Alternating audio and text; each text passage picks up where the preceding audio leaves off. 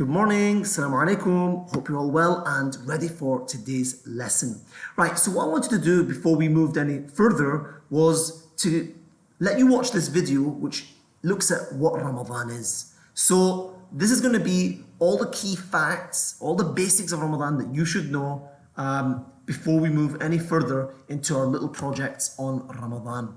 Right, so what is Ramadan then? Let's start with the basic question. Well, Ramadan is the fourth pillar of Islam. There's 5 pillars of Islam. And it's really important because it was the month when Quran was first revealed or given to our Holy Prophet Muhammad sallallahu alaihi wasallam. Now, the Islamic calendar, which we follows the moon. And we call this a lunar calendar.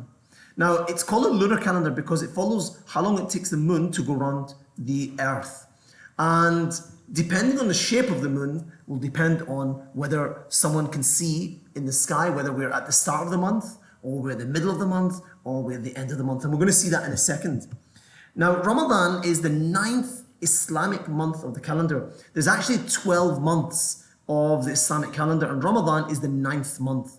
And usually, Ramadan will last either 29 or 30 days. It will not be less than that or more. It will always be 29 or 30. Depends on the moon. Now, how do we know when a new Islamic month happens? Well, this man here, he's looking for the new crescent moon and he's using his telescope to see if he can spot it in the sky.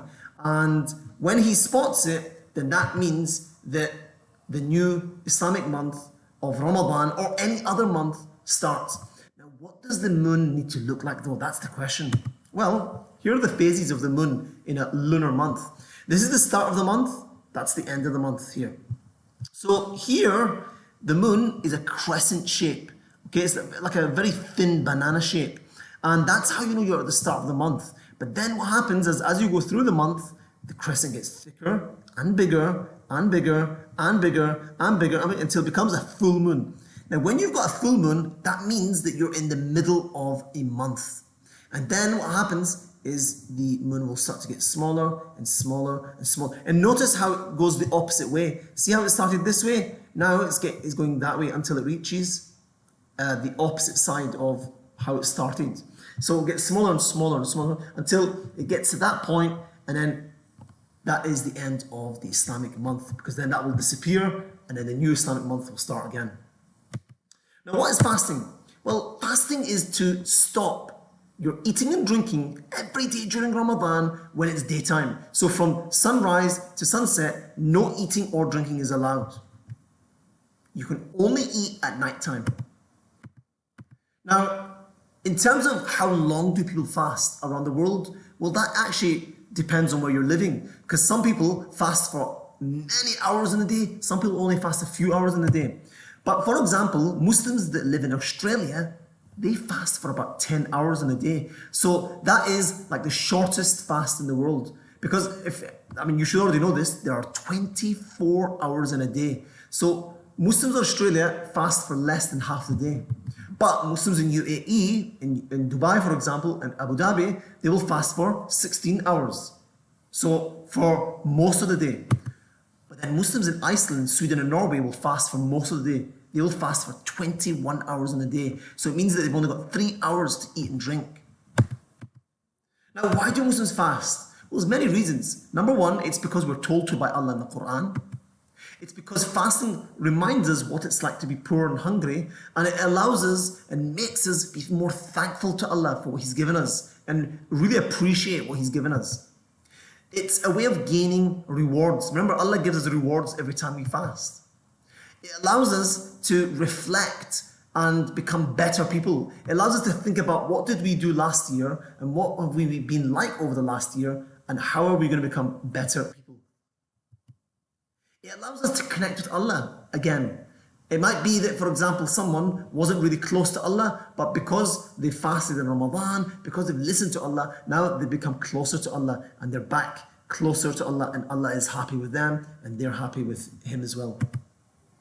And another reason why we fast is because it helps develop self-control. What that means is that you stop yourself from doing things that maybe you're not supposed to do. And then last but not least, there are many health benefits. What that means is that fasting is actually pretty healthy if you do it at the appropriate time, at the right time, for the right time, or for the right length of time. So some of the health benefits, why is it good for your health? Because it's a good way of allowing you to lose some weight if you needed to. It's a good way of giving your body a rest, especially your digestive system. It gives that a rest, and it allows your body to fix and repair itself in other places where it didn't get the chance to. Any wastes or toxins that have built up in your body over the year because of the food you've eaten, you can kind of flush that out, and it allows your skin to become more clearer, and there's so many more benefits, but these are just some good reasons why it's good to fast. Now, what is it like to fast? Well, Muslims, they wake up in the morning really early, about 3:30 in the morning, and they have a big breakfast called suhoor, and they have that before sunrise, and it's supposed to be a filling breakfast, because now you can't eat or drink all day, you need to have enough energy to last you. And so here's a little family sitting there having their suhoor. Then in the evening after sunset, families get back together again and they have a big evening meal called iftar. And iftar is the breaking of the fast. And you do that with dates and water. And here's a family breaking their fast. One thing I should note is that you're not meant to overeat at this time. Now, there's some Muslims that don't need to fast. For example, children, pregnant women, sick people, old people, or people who are traveling. These are people who don't need to fast, but they can make it up in another way later on. Now, one thing that we're supposed to do is read lots of Quran during the month of Ramadan. Here's an old man and a young woman who are both reading Quran, and we're supposed to read lots of that. We're supposed to also do lots of prayers and go to the mosque.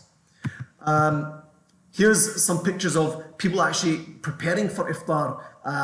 This little girl here, she's preparing all the plates. This man's getting watermelons already.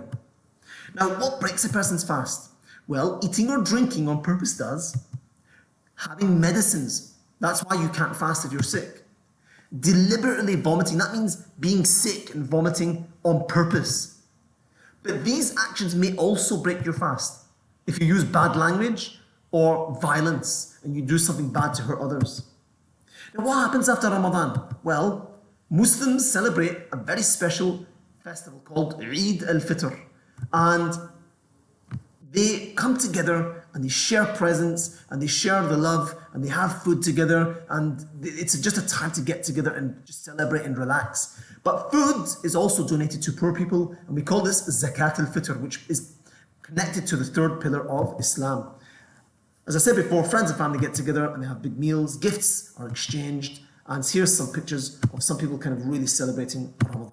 But I hope that was useful, and hopefully it made sense, but if you didn't understand parts of it, do ask. But I put some questions to see if you were actually watching this video, see if you can answer them, and then record those responses for me.